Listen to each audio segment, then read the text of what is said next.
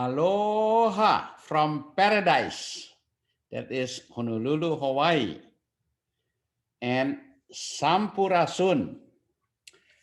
I always open my public address anywhere in the world with Sampurasun. It is a part of a useful local wisdom I inherited from the community where I was born almost 72 years ago in a city in the West Java province called Bogor in Indonesia. It simply means I ask for permission to talk, and I also ask for forgiveness if what I say is inappropriate or incorrect. The audience are supposed to reply with rampes. Yes, rampes, meaning apologies accepted. So if I talk nonsense today, I'm already forgiven, correct? Thank you. Well, good afternoon, Excellencies, distinguished speakers, and esteemed participants. It gives me a lot of pleasure to be here with you. Many are my old-time friends and also new friends, albeit only virtually. I was supposed to be in Cape Town in person today. However, some difficult travel arrangement and COVID restrictions made it impossible for me to fly to Cape Town in time. So I regret that I cannot have our obligatory Wi-Fi photos with all of you. Although we may look funny as we will all be masked and maybe unrecognized. I also want to pay tribute to the conference organizers, especially my good friends, Professor Norbert Grunwald and Professor Anthony Stack, who have done the almost impossible task of organizing this important conference despite the many COVID hurdles and restrictions. I personally regret that I cannot be at the Cape Peninsula University of Technology at this time. It was exactly 10 years ago today, here at CPUT, I made my first acquaintance with Professors Norbert Grunwald and Anthony Stack. I delivered the first keynote here in Cape Town for the annual series of international conferences that Professor Norbert Grunwald organized around the world. This would be the 10th consecutive time since 2011 I was invited to deliver my keynote every year around the world. So my special thanks to Norbert and Anthony.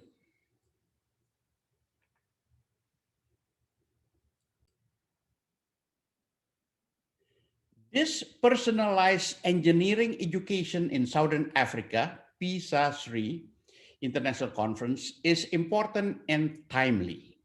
Why so?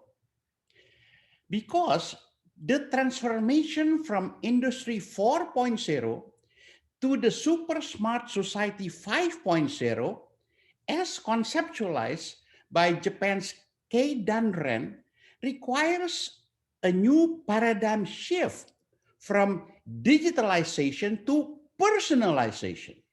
This concept was officially communicated by Japan's Premier Shinzo Abe at the CeBIT Fair in Hanover in March 2017.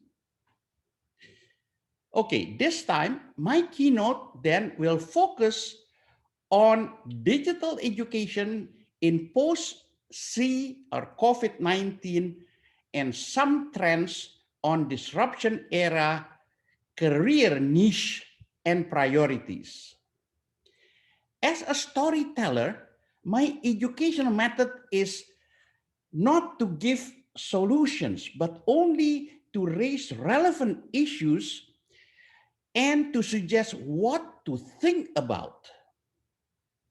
My presentation will give keywords or tag words which you will need to Google it yourself. Solutions must be developed according to specific context, needs, and cultural wisdom of those who are concerned.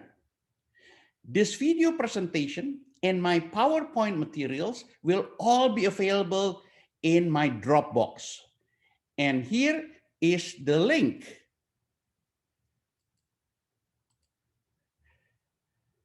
To my Dropbox. So for you to download and review it at your own time. So go ahead, take a photo of the slide so you can later find the materials in my Dropbox. Okay.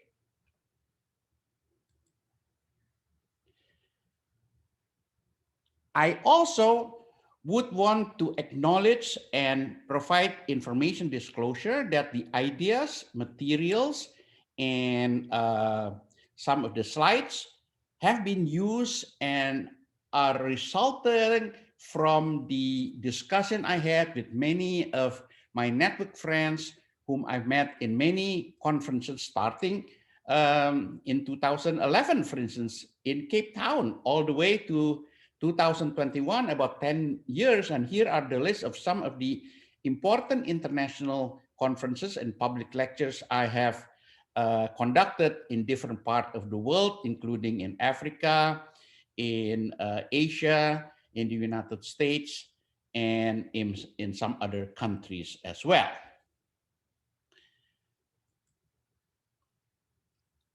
As some of you have already seen, every quarter,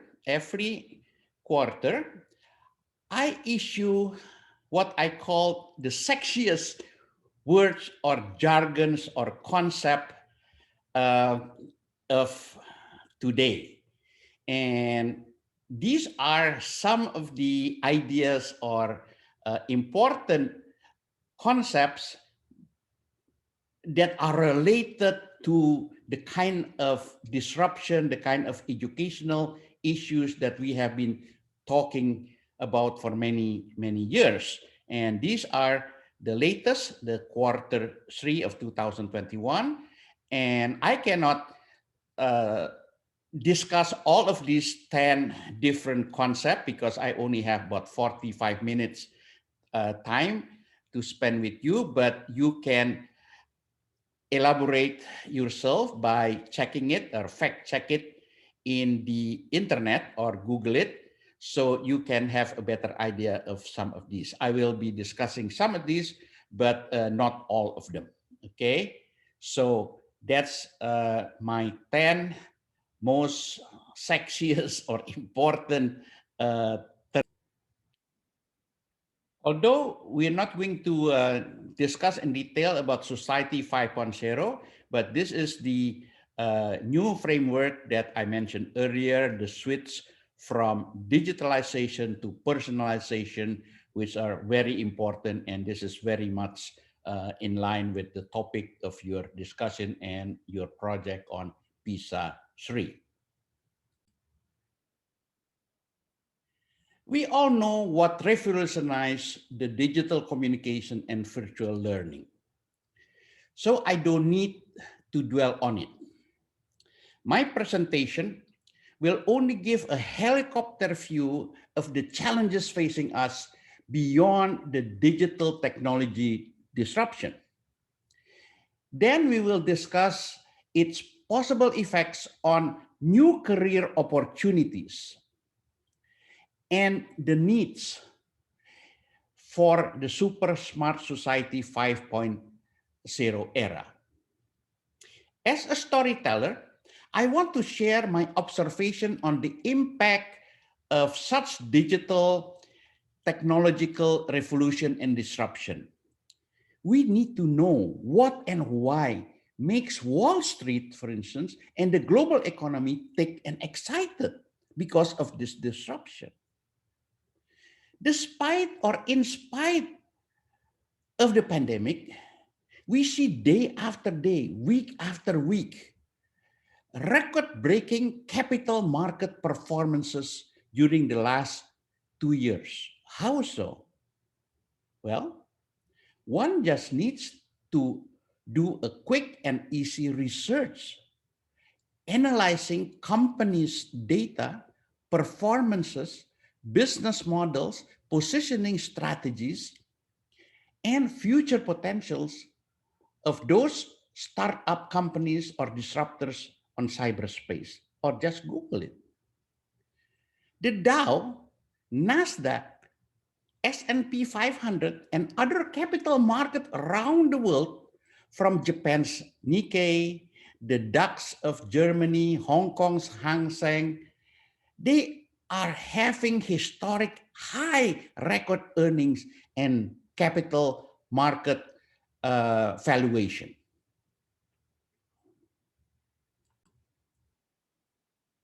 Such a phenomenon is mainly due to the rapid diffusion and adoption of new digital and different communication applications, virtual learning, business and supply chain models, and fintech innovations. The strategic use and niche modalities of such technology, including the AI, artificial intelligence-based technology of big data analytics, machine learning, deep learning, are spearheading by the many young startup disruptors. They have successfully become global unicorn and decacorn enterprises.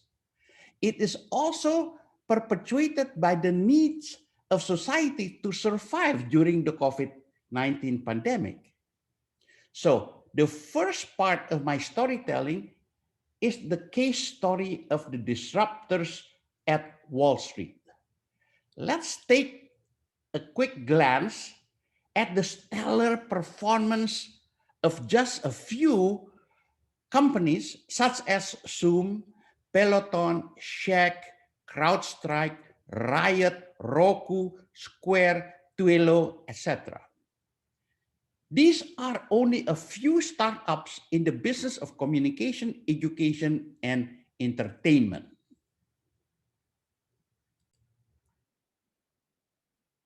Before I show you some of the slides regarding the performance and the steep rise in value and market capitalization of those startup and unicorns and decacorns company, I want you to keep in mind these 5 simple questions while you're looking at those charts.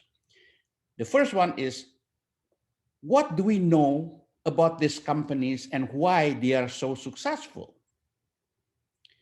Do we understand their business models and niche strategies? Have we responded to their personnel's competencies and skill set needs? Have universities' curricula been reformed accordingly? Another important question. Do parents know and understand these emerging career prospects for their children in the Society 5.0 era? So here you have the chart of the 5 most important or largest market capitalization of today's giga companies: the Apple, Microsoft, Google, Amazon, and Facebook. They're all above $1 trillion US valuation. Take a look at companies like Apple.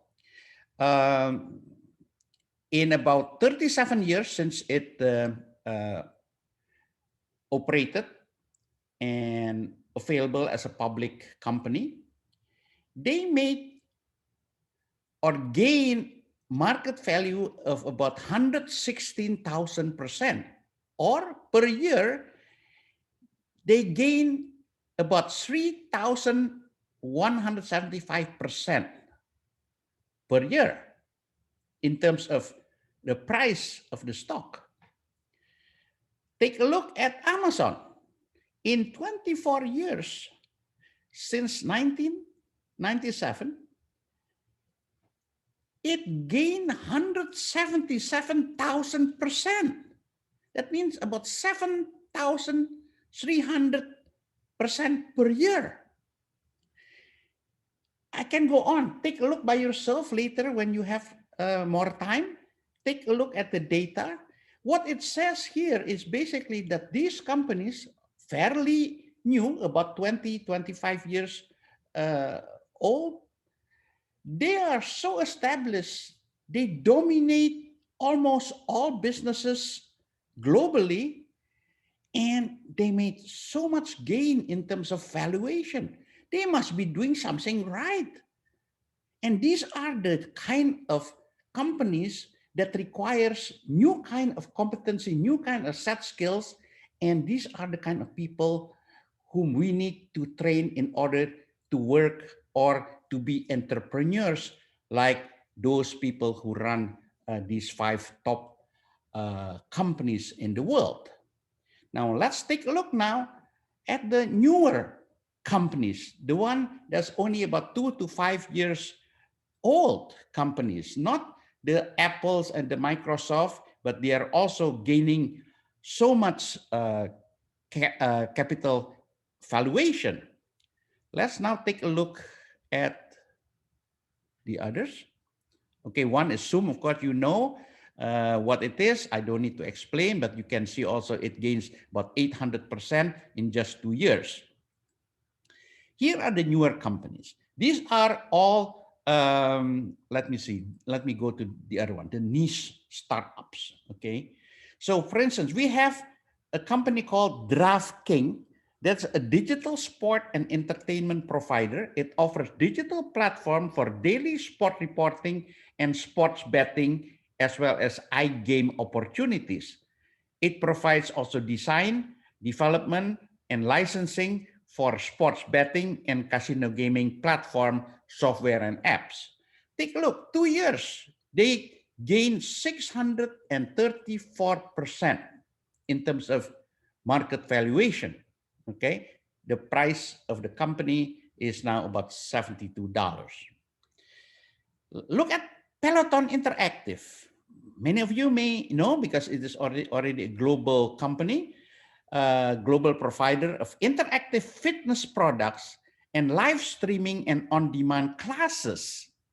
It offers connected Peloton bikes and subscription to more than 3 million household and business users and access to all virtual, live, and on-demand health and fitness classes. Take a look, 2 years old, 533% gain in terms of its valuation. Another interesting company is the Roku, that is a virtual TV streaming platform for entertainment, and it provides access to movies, TV episodes, live sports, music, etc. It offers digital and video advertising, content distribution, as well as billing services and brand sponsorship and promotion. It has 52 million subscribers right now in North and South Africa, in some European countries as well. Take a look, 4 years old, 1,420%, average 355% per annum. This Zoom, you have seen this already.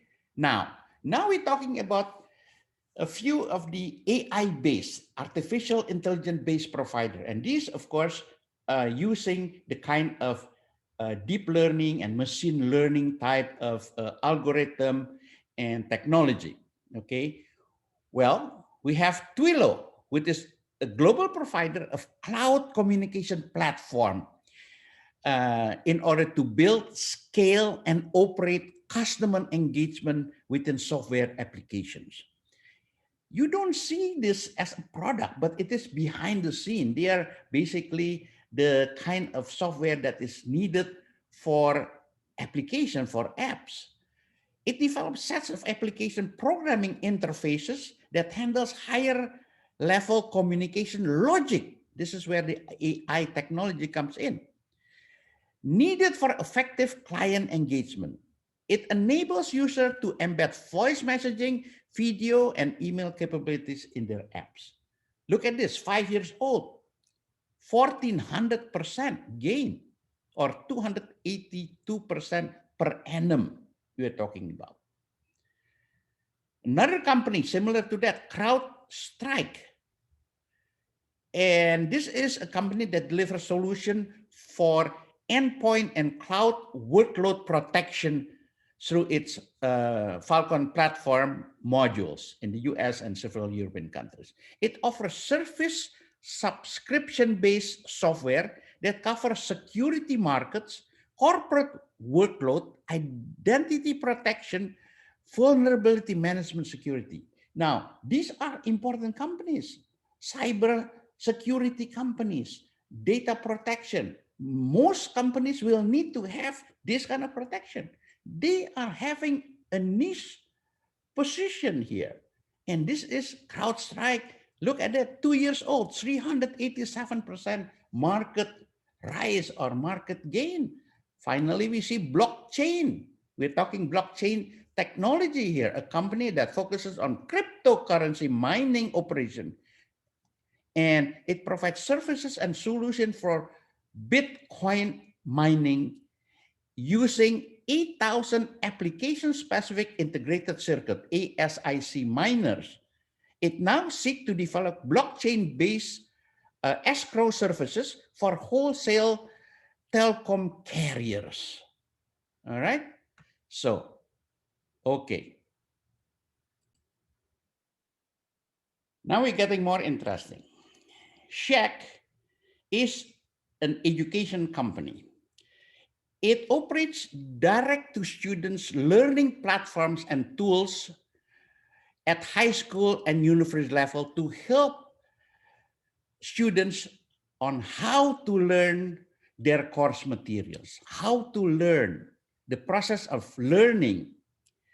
It offers subscription service for e-textbook, check, preparatory, and internship, and it also rents and sells print version as well as e-textbook. 7 years old, 1,000% gain in its valuation, 140% increase. They are doing right. That means they are making money.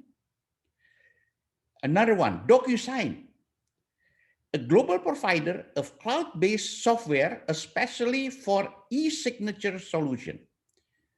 Especially during the COVID time, many people cannot travel, cannot come to the office and sign agreements. For instance, I just bought a house and all the paperwork done through DocuSign. So using AI technology, it automates workflows of an agreement process and analyzes agreement by legal concept and clauses.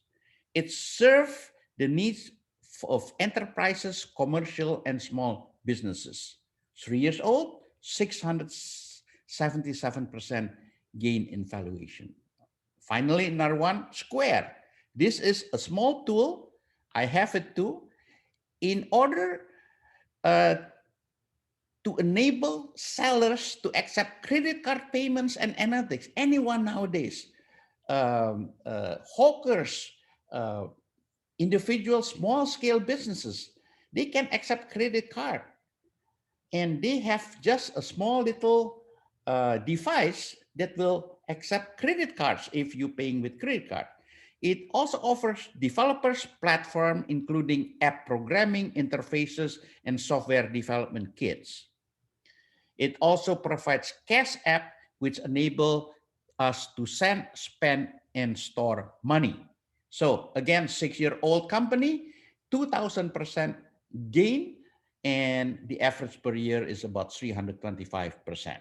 So those are the kind of companies we need to understand and see what kind of business and what kind of competencies do the staff needs to have.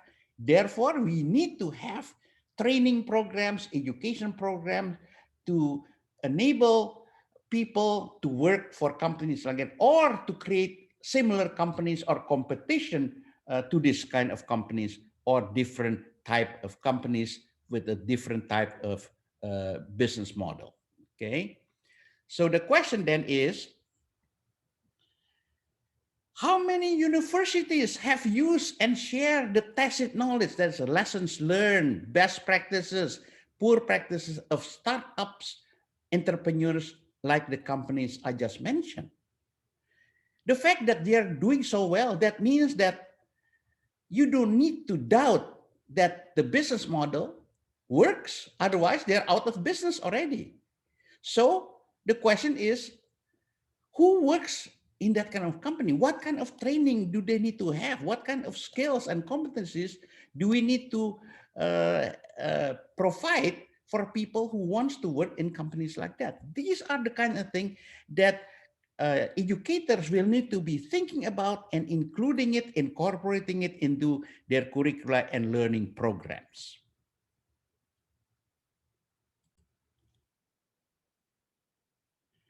There are, of course, other plenty disruptors like the one I described in the field of medicine, bio and genetic engineering, fintech, etc. Even those in gaming, green and blue technology, space exploration and tourism have joined the ranks of the unicorns and decacorns and beyond, such as the giga companies like the Fang generation companies, and that is the Facebook, Amazon, Apple, Netflix, and Google type of companies. Never before in the history of diffusion of innovation have we seen such an extraordinary steep rise of adoption with or without adaptation in the use of digital technology for new ways of communication, education, and business. And such new frontiers of technologies and AI application and e-business practices are here to stay. And even they will become more predominant than in the post-COVID era. It is true that the new digital and AI-based technology application, e-business and fintech models have created tremendous job displacement. However, it also opened up new demand-driven professional career opportunities. The question is, have educational institutions understood the new business models, strategies, competencies, skill sets, and growth mindset required by those disruptors? Let us just focus on an example of the recent development in artificial intelligence or AI-based technology application and its impact on society as it relates to the new emerging careers, but also creating sunset careers.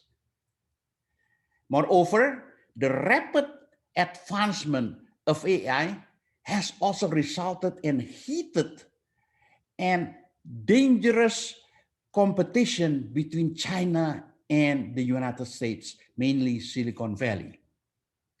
During the Trump administration, the public had been alarmed by two economic giants' trade war, which affected the global financial and economic stability. However, not known to many, there is a much more dangerous phenomenon with a potentially devastating impact on mankind globally, especially job displacement and career irrelevance. And this might have created by the technology war between China and America during the last 5 years and continuing. I will now share the case story number 2, and that is the China-United States technology war case. When I show later the slides for this case story, I want you to be thinking about 3 simple questions. Is the technology war more dangerous than the trade war between US and China? Because there is an escalating conflict that is approaching in the Society 5.0 era. The second question, how can we respond to China's global domination in artificial intelligence technology applications? And finally, what kind of education reform are needed to prepare for an AI robotics-based competencies and companies for Society 5.0? So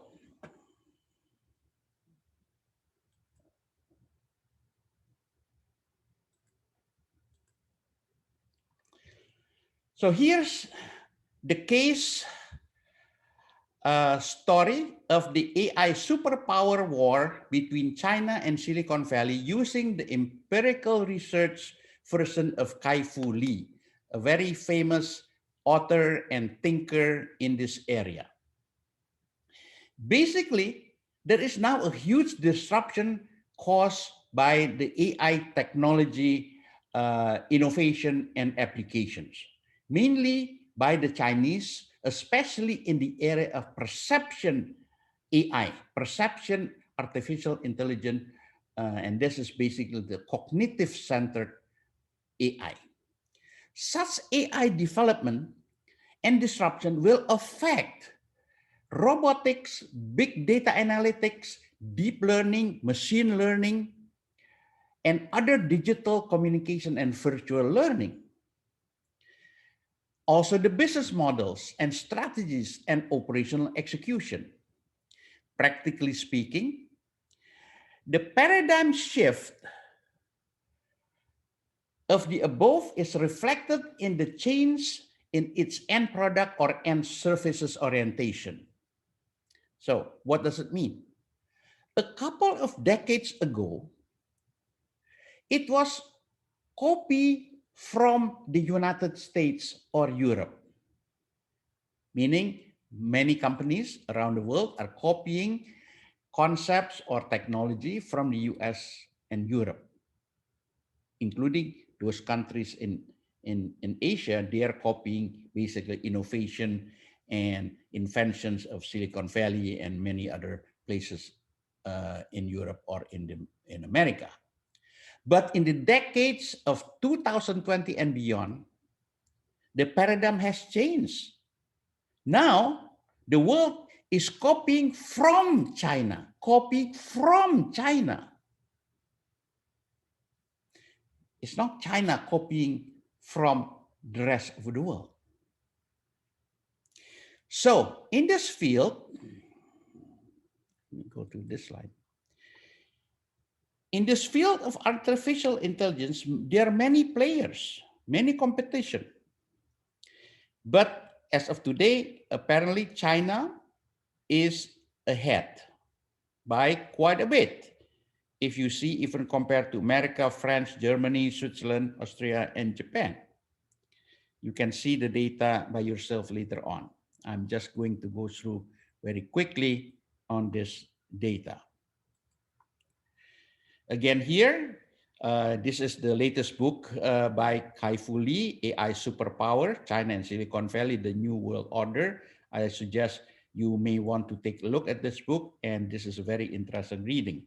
And it says that the period of 1980 to 2000, it is the period where the cheap stuff are made in China. Everything is made in China, okay? But the ideas come from somewhere else around the world. Then in the 2015, they're basically copying from everywhere, copy to China. from Italy, from Germany, from the United States. Everything is copied by the Chinese. And those are the companies that is listed there. But then in 2015, 2030, it is the other way around. It's a reverse phenomenon. Other countries are now copying from China, especially on technology, not on manufacturing goods, but on technology, especially on AI. Copy from China. And this is basically the essence and the thesis of Kai-Fu Lee in his very excellent book on AI superpowers. And he documented all this kind of practices. Okay. Now, this will be interesting for you, those of you who play soccer. And using the soccer analogy, Kai-Fu Lee also categorized 4 types of artificial intelligence: internet AI, business AI, perception AI. That is what I mentioned earlier, cognitive centered artificial intelligence, facial recognition and things are all under perception AI, and automation, which is the easiest. Robotics are basically in automation AI. But let's focus on perception AI. And it's there showed that in 2013, the score between China and United States, the United States are way, way more predominant, way ahead than China. China got a score of 1 and United States 9. Fast forward 5 years to 2018, the game has changed quite a bit. China is ahead by a little bit. The score is 6 and United States 4. But China is already catching up. But then the prediction for 2023 is China is going to be dominating United States with a score of 8-2. And this is a measurement of the kind of technological application and services and products, etc., that uses AI as the core or the nerve system of that particular invention or innovation. So again, this is on perception AI, a cognitive center that has to do with deep learning and machine learning, which is very important in education. And this is the future that they predicted, that China will be way ahead of many other countries. Okay, so, and you can see here how China has become the leading country in this area. And this shows the progression from copying from China, copying from United States. These are the company, and then inspired by US, then leapfrogging it again, then starting with Chinese innovation, accumulating more data to enable AI. Data is so important. Data is the new oil, and therefore data is most valuable nowadays, especially for artificial intelligence in terms of data analytics and psychographics and many other learning processes, including machine learning and deep learning. And finally, we are entering now the age of copy from China. Okay, so that is what we have so far. Now, as I mentioned earlier, one of the important consequences of all this development in AI and automation, of course, is quite obvious. And this is the 3 questions I want you to think about when I go to the 3rd case story about unemployment and job displacement. Many people think, are there really disruption creating all this problem? Is it real? Is it worrisome? So I want you to be thinking about the 3 questions well when I show the next 3 or 4 slides. How do we mitigate or lessen the job displacement problems? What to do with the decreasing country's revenue due to the increased unemployment, and thus there are fewer taxpayers? So the final question is, or the logical question is, should and can robots be taxed? Because they are replacing human beings who paid the tax before. Now they're unemployed, they are not paying tax. Then who should pay the tax? Okay, so let's see what we have here. So here is this prediction of the kind of job at risk of being replaced by automation. These are the countries where they will face job displacement. In Thailand and China, there will be a lot of unemployed workers that needs to be retrained or be given a different type of job, but be trained first. And who will be training them? Are the education institutions ready? Do they know what to train them with? Okay, so that's the big question. And this is what you need to be thinking about. I'm just, basically provoking you. So if there are fewer people who work, what happened to the nation's income? It's basically contributions through taxes, paying taxes, all right? So what happened then? Well, I'll show you what happened. San Francisco officials are pushing for tax on robots. This is becoming real. Those who doubt that this is only a kind of intellectual exercise, well, look, the legislators are worried already. Their coffers, their income is decreasing, and therefore they need to find new revenue stream, and that is from taxing robots. Okay, so this is what happened, and therefore we have now in many places, many cities and countries, possibly also the robot tax debate. Okay, so that is something to think about.